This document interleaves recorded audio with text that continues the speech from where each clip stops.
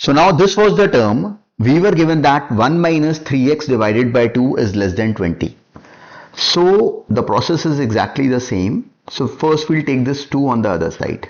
This would give me 1 minus 3x is less than 2 multiplied by 20, that is 40. This would become 40. So now, till now, there is no multiplication with a minus sign on both the sides. So we shouldn't be worried about this 2 from this side to the other side. So that was a very straightforward process. So now I'm simply taking this 1 on the other side. This would give me 40 minus 1 minus 3x is less than, it means 39. So now this is the important step.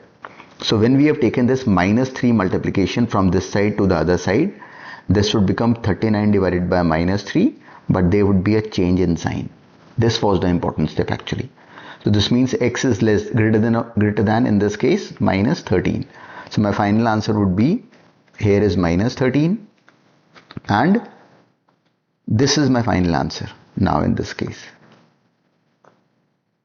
But there is a small dot over here, which means that even this value 13 in this case is not included.